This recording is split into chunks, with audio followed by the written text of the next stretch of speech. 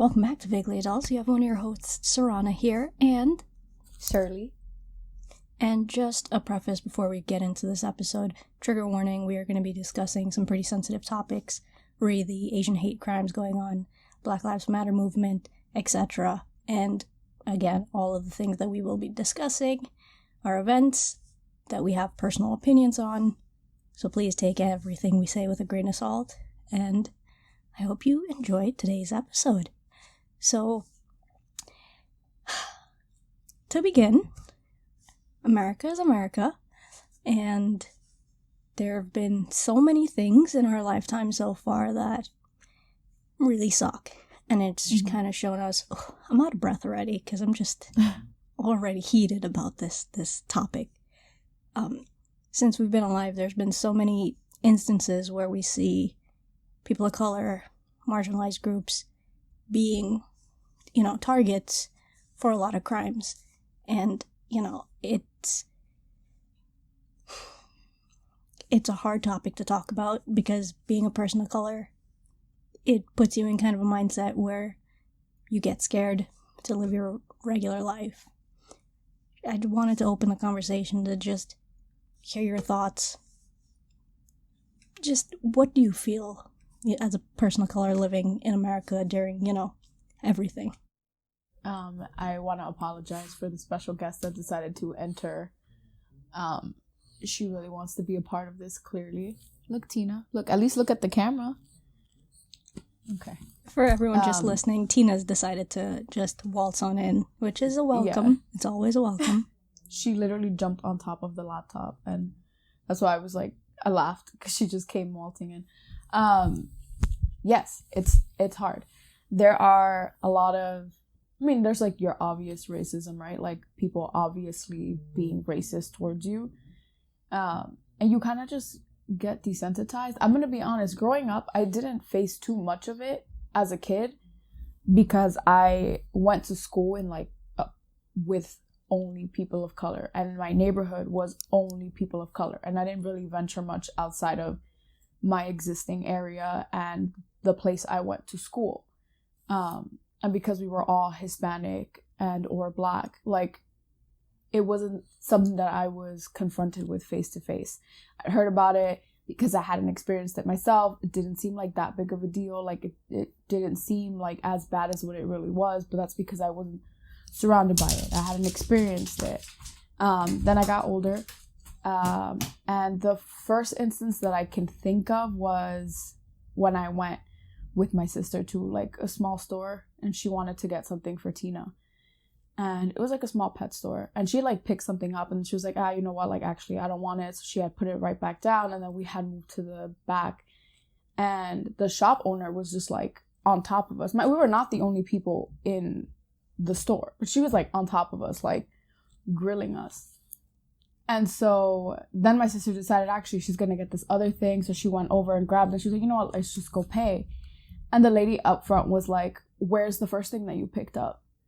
And my sister was back where we got it from. She's like, no, I didn't see you put it back. And she was like, no, we definitely put it back. We were also younger, which it could have been because we were kids, but it's also kind of hard to tell. When you're a person of color, is it because you're young or is it because you're a person of color? And she basically accuses of thievery, was like, I'm going to check the cameras. And we were like, great, go check the cameras. And then my sister threw the shit that she was going to pay for, excuse my language, the stuff that she was going to pay for. And she threw it on the counter. She's like, you know what, I don't want anything anymore. But she was shook. And we left. And there was a guy that was working there also. And he was just kind of staring at this white lady okay. But it's not just white people that are racist, right? And that's another thing. Even within the Hispanic community, we have our colorism, right? Our own racism. You see it a lot in darker skinned Hispanics. They're trying so hard not to be called Black. I'm not Black. I'm Hispanic. And they get offended. It's not something to be offended about. You know how many times I've been confused with other nationalities or other ethnicities? Personally, I think I look very Hispanic. I think this is Hispanic. But I've gotten a lot of are you this? Are you that? Are you this? And, like, I've never felt offended. Because, like, it is what it is. You see what you see.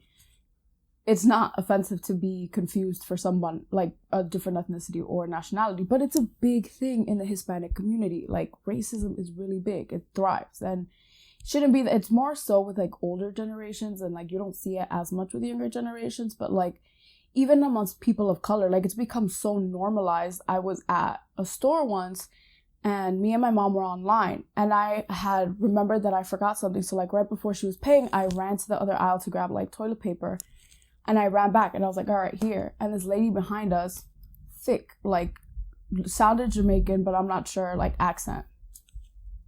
She's like, oh, you're cutting the line. And I'm like, I'm not cutting the line. My mom is paying. It's just, like, one thing we're adding. So she stepped in front of us and was like, no, you're not going to cut me in line, blah, blah, blah, blah. And then she started putting her stuff down and muttering, go back to your country. Mind you, thick accent. Talking about go back to your country, like, you Mexicans, like, blah, blah, blah. And my mom was just like, what? What did she say? And naturally, like, I wanted to go off on the lady, but we were in a not very safe area. My mom was like, honestly, it's not that big a deal. Don't make a big deal about it, blah, blah, blah. But my mom was shook. And those were, like, my first, like, big experiences with it. And, like, now, through work, like, microaggressions. Like, the guy who came into the store, I was like, hi, like, how can I help you out today? Because I'm greeting at the door. And he just looks at me and he's like, I'm here to buy churros. Can you sell me some churros? Like, dude, what? But those are, like, small things that I didn't even realize could have been racist until I told you about. When I was like, oh, Sarana, this crazy thing happened to me at work today, and I'm telling you about it. And then I'm like, wait a minute. Like, in the voice note, you can hear my, like, brain, my thought process. And I'm like, wait a minute. Was this a racist comment? Like, am I reading into it? But that's also a lot of it, right? Like, a lot of it are microaggressions. Like, am I reading into it, or was this really a racist thing? And it could have been either. It could have been that's just the first thing that came to his head. But why was it that churros was the first thing that came to his head when he could have said anything? Like, he could have said oranges. He could have said a Ferrari. He could have said anything. Like, but it's one of those things that you don't know someone's intention, but you can read into it. But also, you don't know how the things that you say are perceived by others. So, like, you have to be careful with what you say also. Those are my thoughts. Yeah, no, solid thoughts. There's so much to say on this topic, and there's a lot that, you know, we've both experienced, not only as people of color, but also being, you know, women and female identifying. And a top example I have is the other day I went to a computer store. You know, we're looking to get a new monitor for my brother or whatnot. Most of the people there were male or male identifying, I'm assuming, right? That's what the general vibe of the store was. And I'm not sure if my dad and my brother noticed it, but there were these two fellas who were following where we were in that general space because we were comparing the monitors and whatnot. And they kept making remarks like, oh, what is she doing here? Well, look at like when, you know, girls think that they know what they're doing. But out of the three of us, me, my dad, and my brother, I'm the expert in, you know, electronics and stuff like that. And I know it was a passing comment, and I know it should not have aggravated me because I'm, you know, confident in myself and in my abilities and, you know, my knowledge and whatnot. But it was just infuriating that complex is just, despite your gender, despite how you identify, everyone can be a professional and a specialist in whatever they want. And there's a big issue in how certain stereotypes are drilled into people, and it's all taught because these people learn these things when they're young, and then they just never question it, and they take it as law. But other instances is like when I was in school growing up, my last name is Muhammad, all right? And it's a very typical Muslim identifying name. People used to make fun of it all the time. You know, they would associate it with like, oh, are you, you know, part of a terrorist group, blah, blah, blah. And kids are awful, right? Bottom line. kids are awful. So, back then I was like, it's just a joke. But living your whole life being like, oh, you're Mohammed, whereas like, you're Ali, or really dumb comments like that. I didn't know those were racist jokes until way later in life when I grew up and I was, going to high school and actually learning more about history and how the world works and stuff like that. And it just kind of sucked. I also had a lot of Asian friends growing up. I still have a lot of Asian friends predominantly. And one thing that really strikes a chord with me with all of these hate crimes that we've seen, since the pandemic started, and a lot of hate crimes directed towards Asian and Asian Americans, is that I'm afraid for my friends.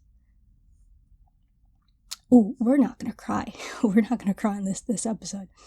But, having your friends message group chats and being like, no, my parents don't want me taking the train anymore because they're afraid I'm going to get stabbed, or, they're not allowing me to go to Chinatown anymore, even though we need to go get groceries and stuff like that. It's devastating. There's no other word for it than just, I don't know if one of my friends can go out and then just don't come home that day. Because someone was having a bad day. Yeah, quote unquote, right. A bad day.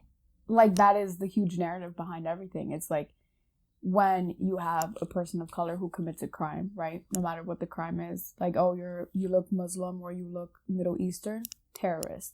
Hispanic, illegal. Black, drugs. Or just flat out criminals, just generalized criminals. But a white person does it, and we've seen it. It's not like I'm making this up. Like, it's not a bias or anything like that. But like, white man shoots up a school, shoots up a poor nail salon, shoots up a supermarket most recently. Well, they're just having a bad day. Kidnaps. Or they're just sad, or their family mental illness circumstances were troubled, or why are there so many excuses for predominantly white people? Man kidnaps a woman, a cop kidnaps a woman and kills her. And what do they have to say about that? Well, we all know him as a person, and he would never do this. He must have really been going through something to have done this. Going through what? We all go through things. No sane person would do something crazy like that because they were having a bad day. I have bad days all the time, and I'm not stabbing every customer that annoys me, because that's not what you do when you're sane. And I use the word sane very loosely, because this mental status ain't all that sane. But, and still, even then, like, I go through bad times all the time. And even then, with my, like, not that stable mental stability, would never do something crazy like that. Like, that kind of thought would never even cross my mind. Like, not even as a joke. So It's like, how messed up, how privileged, how spoiled do you have to be to think of stuff like that and think it's okay and then get away with it? Because that's what it boils down to. These people are getting away with it. And it's not like their crime comes from necessity, because let's say you go to a bad area, bad neighborhood, you get robbed. That was a crime of necessity. That person robbed you because they didn't have anything to eat. They didn't stab you, they didn't kill you. Maybe of course it happens because maybe there was a struggle, the person panicked, whatever the case may be, you fought back, they didn't know what to do. But it was a crime of necessity. And I'm not saying that it's okay. Yeah. But it's much more understandable than someone who had a bad day and then killed 10 people. Yeah. And to clarify, with when we generalize and say, bad areas, it is these disproportionately impoverished areas that, were pushed out to the outskirts of towns that, have to go far into these slums because there's no way that they would financially be able to support themselves, their families, with just how expensive everything is. This is specifically for New York, and, when you typically think of the Bronx or Harlem or stuff like that, like, people warn you, oh, those are dangerous neighborhoods, because they're predominantly people of color, and it's, quote-unquote, known for gang activity and blah, blah, blah. But some of the worst people are in high institutions. They're in high places of power. They are the people that are making decisions for everyone else. And it is infuriating. And again, we're not professionals. We're not, we're not social scientists. We're not like politically involved in any way. All of this is purely our opinions on what's going on. I just wanted to, reinstate that fact. But regardless of how we're tied to whatever's going on, it affects our daily ability to function as a human being. Absolutely. Not only I'm pretty sure you said it earlier, but like, not only are we people of color, we're women of color. Like, being a woman is hard. Being a person of color is hard. Being a woman of color is very hard. I have the privilege, and I know that it's a privilege, that I'm very fair-skinned. There are people who are not women of color, who are much darker, and they go through worse things than things that I have been through. They're more outrightly talked against or prejudiced against. And I know it's a privilege that I'm fair-skinned, and I admit that. Not that I'm okay with that, but like, I recognize that is what I mean to say. And my sister more so. My sister's even lighter than I am. Like, with her mask on, my sister's pretty white passing. And like, I'm the darkest between the three of us. Yeah. But that's because I am very much like a dog that just lays in the sun, But it's also just like, I don't remember where I was going with this, but like, women of color is like, it's hard to be a woman of color. I was watching a video the other day of this girl who is like, this is when we go on a run, like, this is how I protect myself. And she puts like her emergency contact list and identifiable stuff like in her shoe, just in case she gets killed, they can identify her and call her next of kin. That is scary, because she's just going on a jog in the middle of the day. It's scary. My aunt used to jog every day, My aunt used to jog every day. She'd go down the same routine. Never noticed people around. Like, it seemed pretty empty. And then she had sprained her ankle, so she stopped going on a run. And people would come up to her, like, when she started going back on walks, like, oh, I hadn't seen you around. Like, I know that you jog every, like, Thursday and Tuesday through here at, like, 2 p.m. and we hadn't seen you. Like, I'm sure you didn't mean for that to come off as terrifying as it sounds. But, like, as a woman, that is horrifying. Like, my schedule. That's why, like, I go different routes when I go home. And, like, this, like, when I close the store, I was like, let me go the other way just in case, because you never know. And that is a horrifying thought to have. And then there are people out there who are talking about, oh, well, and by people, I mean, I've seen a couple video on women talking about, well, if other women were just nice to men that hit on them, like, nothing bad would happen. Like, I'm sorry, I still don't unsolicitedly want it to be hit on. Like, I don't. I really just... I've been nice. I've been quiet. I've been mean. I've pretended not to hear people. And I always get the same results. The person being very upset that I'm not, I don't know what, flirting back. Like, that is not flirting. I've had men literally, like, in my ear, like, this close to me, in my ear, like, oh, you're so pretty, da, da, da, da. Or like, and why are you that, first of all, why are you that close to me? Like, I should not be able to feel you on my ear. Like, that, one, disgusting. Two, horrifying. Like, why are you so close to me? I've had cars stop and ask me, hey, you want to ride? Like, I could give you a ride real quick, blah, blah. And I'm like, no, thanks. Like, I live right down the block. Oh, where? Where do you live? Like, I can drive you 1 block. It's not a big deal. That's terrifying. Like, I could get in that car and never come out. But it's also like, I could get in a taxi and never come out. I can get in an Uber and never come out. There's been so many cases of stuff like that happening. And it is a terrifying thought. And like, now you have Asian women of color and now Asians who are like getting more disproportionately attacked for existing, just for being. And it's just like, it's just wild to me that people can't just leave their houses and be okay. And not think, I think all the time, like, I am the kind of person that I could be in a huge fight with my mom and my sister, like, crazy blowout. And I will not leave the house without saying, I love you, because I don't know that I'm coming back home. Like, that is a thought that runs through my mind all the time. And that is terrifying. And now I have to have that thought with my friends as well. And like, I surround myself by people of color. Like, we got Sarana, we got Nick, we got Annie. Like, now we're adding Russ to the roster. Like, there's so many, like, friends that I have. At work, my coworkers are 98% of them people of color.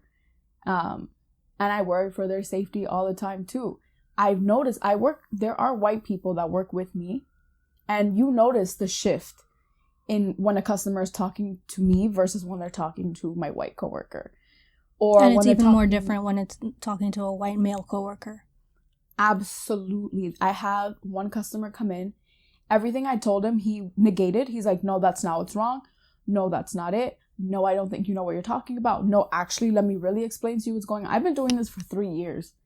I think I know what the issue is. But you know what? Okay, maybe I'm wrong. Let me bring my older coworker, white man, to come talk to you. Suddenly, you're cracking jokes. Suddenly, everything he is repeating that I have already said, you're like, wow, how come nobody thought of that? That's such a great idea. When I literally just said that 2 minutes ago, and my coworker was standing right next to me when I said it, which is why he said it. But he said it, so it's fine. He said it, so, oh, that makes sense. Like, yeah, of course. You don't think we notice? Like, I have another coworker who I'm really close to, and we talk about it all the time. Like, she literally looked at me after that happened, and she was just like, wow, the sexism is real and alive. And I'm like, yes, it's not just me reading into things. We see it. Like, we can hear it. We feel it. Just because we don't comment on it or say, like, out loud, like, wow, you're being really sexist, doesn't mean we don't see it. But they don't. And that is annoying. Like, you really don't see that you're being racist or sexist or homophobic or any kind of ick. You know, like... No, I totally get it. I'm tired. When you're faced with all of these things, one after the other, it's not only heartbreaking, but as someone who grew up a female identifying, woman of color, I've seen that some of the hardest working people that I've ever met in my life are people of color. This is not to dismiss any other type of persons, everyone works hard. But typically you look at service jobs, waitressing, maid services, house cleaning, car washes. In my experience, it's based on where I live, it's primarily been people of color who are working for less than what they are owed. Yep. Or less than what they are worth. And it sucks that in 2021, in 2022, seeing with all the Black Lives Matter movements and these protests, that we have to be out there protesting for basic human decency. I hate the way that history has been taught to a lot of us, the way that it was presented that, the civil rights era suddenly just poof and racism was gone. Yep. That's not how that works. There are people's grandparents who had their parents owning slaves. It's not that far removed. And those people have taught, as they've created children, they've taught them the same beliefs, the same standards, and it's hard to break those things. Yeah. I was going to go into, how all these things affect you, your mental state and well-being and all that stuff, but I think I'm going to save it for another day because this has been a lot already. But my final piece in all this is that education is the most important. I know it's hard to unlearn things after you've lived your life learning things a certain way, but you have to take it upon yourself to find these online resources because they are there. No one's going to spoon feed it to you, right? It's not how the world works anymore. It may have been when there was a hierarchy and it was just like, people were praised and held on these pedestals as gods. Again, we're not professionals, but if you look online, there are tons of ways that you could educate yourself. Listen, Wikipedia has its sources. Go on Wikipedia, go to the source files and look at things yourself. Read more, just do what you can. What we can do is link some stuff in the description, so you can check out the StopAAPIHate.org organization if you want to donate. Anyways, we will list a bunch of resources and things that, you can look up yourself in the description below. With all that being said, I know this is a heavy topic, but hope you still enjoyed listening. Please continue the conversations when you can, because it's better to continue uncomfortable conversations than to not have them at all. So until next time, hope you're staying safe. Hope you're staying well. Remember to listen to us on all the podcasting sites, wherever you will get your podcasts. If you like what you heard, consider subscribing, liking, commenting, doing all the things. We really, really appreciate it. So, until next time. Things are just vaguely adult. Vaguely adult. Things are just vaguely adult.